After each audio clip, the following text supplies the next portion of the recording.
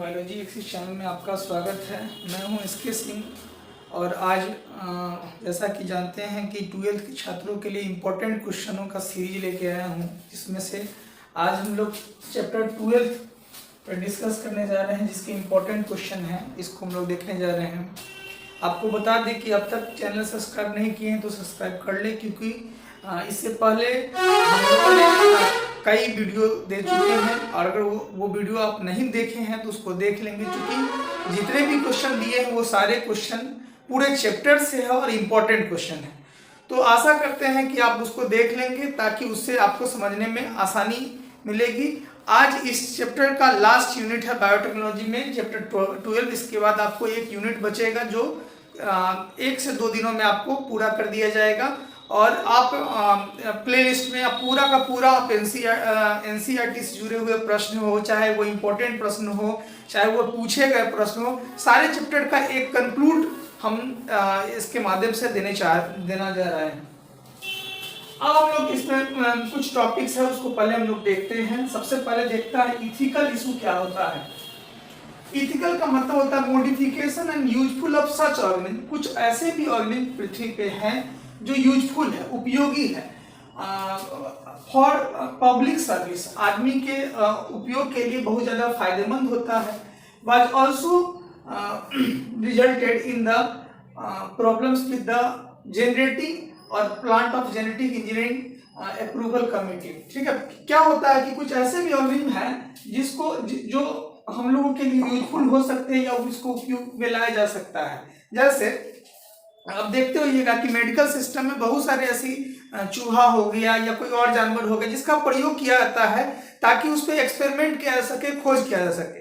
अगर उस पर अगर लगातार प्रयोग होता रहा तो हो सकता है कि एक बेहतर रिजल्ट हमको मिलेगा। लेकिन अगर सरकार अगर उसको बैन कर देता है, सरकार अगर उसको बैन कर दिया, तो इसके पीछे कारण क्या है कि अगर डॉक्टर उस चीज को यूज कर रहा है, बार बार उसका प्रयोग में ला रहा है, तो वो तो कहीं ना कहीं से अच्छी चीजों को एक्सपेरिमेंट करने के लिए ला रहा है। अगर आम आदमी उसको मारकर उपयोग करना शुरू कर देगा तो ऐसे में का दुरुपयोग होगा। इसलिए इन चीजों को बचाए रखने के लिए आज ये जो कमेटी है, जेनेटिक इंजीनियरिंग अप्रूवल कमेटी, कोई भी चीज़ों को आप जब प्रयोग करते हैं, चाहे वो वायरस हो, चाहे वो बैक्टीरिया हो, चाहे वो कोई ऑर्गेनिज्म हो, कोई जानवर हो, तो उससे पहले आपको इससे परमिशन लेना पड़ता है कि हम इस चीज़ पर प्रयोग कर सकते हैं या नहीं कर सकते हैं। चाहे आप यूजफुल के लिए ही क्यों नहीं कर रहे हो, अगर आप उपयोग में नहीं लाएंगे तो दूसरे जो व्यक्ति होंगे उसको मारकर उसका उपयोग करना शुरू कर देंगे, दुरुपयोग करने लगेंगे, जिसमें बहुत सारे दवाई बनाने के लिए, बहुत अलग अलग तरह के जो है चीजें बनाने के लिए उसका प्रयोग करने लगेंगे। इसलिए ये कमेटी से सबसे पहले अप्रूव लेना पड़ता है कि आप इसका यूज या किस पर्पज से करना चाहेंगे। बहुत सारे जगहों पर देखते हैं कि चूहा का एक्सपेरिमेंट किया जाता है, किसी का एक्सपेरिमेंट करते हैं जिसमें जीव मारे जाते हैं, और जीव मारने से कहीं ना कहीं एक जीव तो मरता ही है, साथ ही साथ उसके साथ साथ कई और जगह वो काम हो सकता है। इसीलिए ये एक कानूनन अपराध है और ऐसा नहीं होना चाहिए। अगर ये करते हैं तो इसमें आपको इस कमेटी से आगे या परमिशन लेनी पड़ेगी। अगर वो कर सकते हैं, वो इसलिए करते हैं क्योंकि उसमें नया चीज खोज सकते हैं, लेकिन ये और सब आदमी अगर ऐसा करना लगेगा तो ये दुरुपयोग होगा। इसलिए इस कमेटी का से बिना परमिशन लिए नहीं कर सकते। दूसरा चीज होता है biopiracy, the use of bio resources by the multinational company and other organism without proper authorisation from the country and people concern. कई बार क्या होता है कि हम कोई भी चीज का प्रयोग करते हैं, सपोज करें कि विदेश की कोई कंपनी, अमेरिका की कंपनी भारत में आ जाती है और हम लोग यहाँ तुलसी का निर्माण कर रहे हैं। अब तुलसी तो भारत में ही हो रहा, अब क्या करेगा अमेरिका कंपनी, इस तुलसी पर कई सारी दवाइयां बना देगा और आप तक पहुंचाना शुरू कर देगा जी, जो बिना ऑथराइज होगा, बिना ऑथराइजेशन का वो करना शुरू कर दिया और वो कई तरह की दवाइयां बना दिया। कंपनी कहाँ का, तो अमेरिका का। बनाना कहाँ शुरू किया, तो भारत में, बिना ऑथराइजेशन का, बिना परमिशन का। तो यही चीज कहलाता है बायोपायरेसी। सबसे पहले बासमती जो चावल है ये भारत का नस्ल है, अमेरिका ने, यूएस ने इसको पेटेंट तैयार कर लिया और कहा कि हम ये जो है हमारा नस्ल है, हम इसका खोज किए, जो कि एक इलीगल है और कानूनन तौर पे ये कोर्ट में जो है इस पे केस हुआ और वर्ल्ड जुडिशरी सिस्टम में, और जब बाद में पता चला कि ये भारत की का ही खोज और एक्सपेरिमेंट है। तो इसलिए जितने भी बायो रिसोर्सेज है उसको ऑथराइजेशन लेना पड़ता है किसी भी कंपनी से, बिना ऑथराइजेशन का प्रयोग करने लगता है तो यही चीज कहलाता है बायो पायरेसी। अब आता है जीएमओ।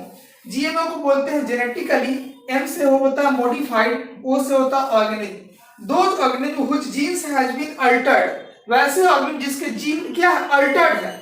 अल्टर मतलब हो गया कि सही तरीके का नहीं है, व्यवस्थित है, मतलब उसको मैनिपुलेट कर दिया गया, बदल दिया गया, रूपांतरित कर दिया गया है, are called genetically modified organism. मान लीजिए कि कोई चूहा है, या मान लीजिए कोई हॉर्स है, हॉर्स हो गया, और एक मान लीजिए कि गध है, ऐस है। अब इस दोनों को फ्यूज करके म्यूल बनाया गया। तो म्यूल क्या है, हॉर्स चूंकि दौड़ने में तेज होता था, ऐस सामान ढोने के लिए तेज या उपयोगी होता है। अब ऊंचे पहाड़ों पर ले जाने के लिए दौड़ना भी जरूरी है और सामान ढोना भी जरूरी है। तो म्यूल जो तैयार किया गया, खच्चर जिसे को कहते हैं, ये जो बना गया, ये एक तरह का जेनेटिकली मॉडिफाइड ऑर्गेनिज्म है, जिसका मेन पर्पस होता है आपके उद्देश्य से उसको मैनिपुलेट करके बेहतर से बेहतर आपके फायदे के उद्देश्य से तैयार करना। तो जेनेटिकली मॉडिफाइड ऑर्गेनिज्म उसी को कहा जाता है। अब आता है बायोटेक्नोलॉजी। बायो मतलब हो गया लाइफ, और टेक्नोलॉजी मतलब तकनीक। जब लाइफ को तकनीक के साथ जोड़कर बेहतर उपयोग करने के लिए लाते हैं तो उसी को बायोटेक्नोलॉजी के नाम से जानते हैं। The use of micro organism, जिसमें हम लोग खास करके सूक्ष्म जीवों का प्रयोग करते हैं, प्लांट का प्रयोग करते हैं, एनिमल का सेल का प्रयोग करते हैं फॉर कमर्शियल स्केल। किस उद्देश्य से, कमर्शियल स्केल से उपयोग से उद्देश्य से करते हैं, ताकि उसको व्यापार में उपयोग किया जा सके, अच्छा प्रोडक्शन के लिए किया जा सकते हैं। ऐसा काम बायोफार्मास्यूटिकल्स कंपनी और बायोलॉजिकल ह्यूमन वेलफेयर के द्वारा किया था। जितने भी फार्मास्यूटिकल दवाई बनाने वाली जो कंपनियां हैं वो खास करके बायोटेक्नोलॉजी का प्रयोग करता है, या उसके अलावा बहुत सारे ऐसे प्लांट है जिसका जो जैसे टमाटर एक सीजनल पौधा हुआ करता था, गोभी एक सीजनल पौधा होता है, लेकिन आज आपको सालों भर मिल रहा है। तो ये क्या है, बायोटेक्नोलॉजी का देन है। गोभी देसी नस्ल का गोभी होता था, छोटा छोटा उसका ब्रीड होता था, लेकिन आज क्या है कि वो बेहतर ब्रीड आपके पास उपलब्ध है। अर्थात बेहतर ब्रीड उपलब्ध होने का सेंस ये हो गया कि बेहतर ब्रीड से आपको बेहतर ब्रीड का सेंस ये हो गया कि बेहतर ब्रीड मिलने से आपको एक अच्छा प्रोडक्शन तैयार मिल जाता है। तो आज बायोटेक्नोलॉजी नहीं होता तो इतनी बड़ी जो आबादी है सबको फूड मिल पाना नहीं हो पाता। इसलिए बायोटेक्नोलॉजी ने आज बढ़ती हुई आबादी को भोजन देकर एक अच्छा काम किया है, और ये बायोटेक्नोलॉजी जितने भी लिविंग ऑर्गेनिज्म है उस पर प्रयोग करके उसको बेहतर को और बेहतर बनाने के लिए प्रयोग किया जाता है। यही कारण है कि आज मार्केट में आपको खाने के लिए चावल, गेहूं, सब्जी, दाल, इन चीजों की कमी नहीं होती है, क्योंकि बायोटेक्नोलॉजी ने उसको बेहतर बना दिया। भले स्वाद नहीं हो वो मायने नहीं रखता है, लेकिन उसकी प्रोडक्टिविटी को बढ़ा देने का काम किया है। Right the application of biotechnology. Biotechnology में कौन कौन से एप्लीकेशन का प्रयोग किया जाता है, बायोटेक्नोलॉजी करने के लिए कौन कौन चीजों की जरूरत पड़ती है, कौन कौन तरीके या कौन कौन प्रक्रियाएं हैं जिसका। एक हो गया थेरेप्यूटिक्स की जरूरत पड़ती है, उसकी पहचान मतलब डायग्नोस्टिक्स की जरूरत पड़ती है। जेनेटिकली मॉडिफाइड क्रॉप, जो जिसके जीन को मॉडिफाइड करके तैयार किया गया वैसा क्रॉप। प्रोसेस्ड फूड, तैयार किया हुआ फूड हो गया। बायो रेमेडिएशन, उपचार हेतु कौन चीज का प्रयोग करेंगे। एनर्जी प्रोडक्शन, ऊर्जा के लिए कौन सा प्रोडक्शन करेंगे। वेस्ट ट्रीटमेंट हो गया, कचरा जब अगर इतना सारा चीज प्रयोग करते हैं तो उसमें बहुत सारी चीजें बनेगा, तो फिर उसको ट्रीटमेंट करके मिट्टी में कैसे मिलाएंगे, कैसे उसको नष्ट करेंगे। तो ये सारी जो तकनीकें हैं ये बायोटेक्नोलॉजी का एक एप्लीकेशन के तौर पे प्रयोग किया जाता है। अब आता है ट्रांसजेनिक एनिमल। ट्रांसजेनिक एनिमल किसको कहते हैं, दो animals that have had DNA manipulated to process and express of foreign gene. Transgenic animal वैसे एनिमल को बोलते हैं जिसके डीएनए मैनिपुलेट किया जाता है, मतलब उसके डीएनए को रूपांतरित कर दिया जाता है और उसको एक्सप्रेस किया जाता है, प्रभावित किया जाता है, जिसमें हो सकता है कि उसमें फॉरेन जीन को मिलाकर उसको बेहतर और बेहतर बनाया जा सके। यही कारण है कि मान लीजिए कि कोई गाय है जिसके अंदर प्रोटीन का लेवल सपोज करें कि 1 ग्राम है। अब हम चाहते हैं कि उसके पर लीटर उसकी प्रोटीन का लेवल 2.4 ग्राम हो, तो 2.4 ग्राम भी होगा। तो ये ट्रांसजेनिक एनिमल हो गया। इसी ट्रांसजेनिक एनिमल का प्रयोग करके, या इसके अलावा ट्रांसजेनिक एनिमल का और भी प्रयोग है, जैसे पोलियो का वैक्सीन चेक करना है कि सही में ये हुआ, या कोरोना का वैक्सीन चेक करना हुआ होगा, तो उस कंडीशन में कोई ना कोई ऑर्गेनिक का प्रयोग किया गया होगा, जिसपे उसका प्रयोग किया होगा, टेस्टिंग किया होगा कि उसपे क्या इफेक्ट पड़ रहा है, वो इफेक्टफुल से बच जाएगा, अर्थात उसका प्रयोग दूसरे पर किया सकता है। कोई भी दवाइयां जो बनती है वो ट्रांसजेनिक एनिमल पर ही प्रयोग किया जाता है, खास करके चूहा हो गया, कुत्ता हो गया, बिल्ली हो गया, इन सबों को प्रयोग करके उस पर चेक किया जाता है कि वास्तव में ठीक है कि नहीं। तो ऐसे चीजों को ट्रांसजेनिक एनिमल को बोलते हैं, जिसको मैनिपुलेट करके तैयार किया गया होता है। एप्लीकेशन ऑफ बायोटेक्नोलॉजी, बायोटेक्नोलॉजी के कितने एप्लीकेशन है? तो बायोटेक्नोलॉजी का एप्लीकेशन हो गया एग्रोकेमिकल बेस्ड होता है, एग्रोकेमिकल बेस्ड हो गया, खास करके केमिकली जो है एग्रीकल्चर रिलेटेड हो, खास करके जैसे हम धान का खेती, गेहूं का खेती कर रहे हैं या धान का खेती कर रहे हैं, तो उसमें कुछ ऐसे खरपतवार वाले पौधे होते हैं जो खास करके मेन्योर दे सके, ऑर्गेनिक एग्रीकल्चर होना चाहिए, कार्बनिक होना चाहिए, किसी भी केमिकल की मिलावट नहीं होनी चाहिए, और जेनेटिकली इंजीनियरिंग क्रॉप, ऐसा क्रॉप का प्रयोग करेंगे जिसमें जो पहले से उसमें तैयार किया गया हो। जैसे प्लांट लगा दी, उसमें हर्बिसाइड बहुत ज्यादा जम जा रहा है, कीट बहुत सारा आ रहा है, तो फिर इंसेक्टिसाइड डालिए, फिर हर्बिसाइड डालिए, उससे परेशानी हो सकती है। तो ऐसा क्रॉप हो जिसमें पहले से वो सारा चीज डाला हुआ हो, जिससे इंसेक्ट और बाकी चीजों से दूर रहा जा सके। तो ये एप्लीकेशन है बायोटेक्नोलॉजी के लिए। अब आता है कि human insulin consist, human insulin में क्या क्या मिलेगा? तो चेन ए और चेन ए बी मिलता है। प्लाज्मिड, इसका प्रयोग जो होता है प्लाज्मिड इचेनेरिया कोलाई पर प्रयोग किया गया था। अब मॉलिक्यूलर डायग्नोसिस क्या होता है?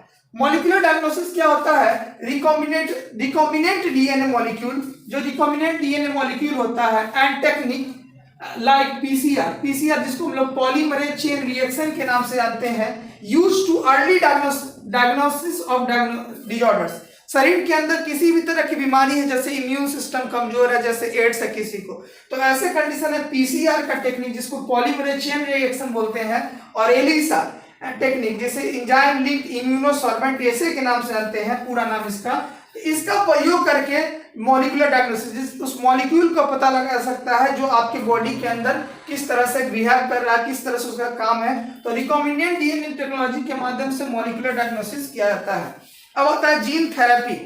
जीन थेरेपी को हम लोग देख रहे हैं। जीन थेरेपी क्या है? Gene therapy is a collection method that allow collections of अलगी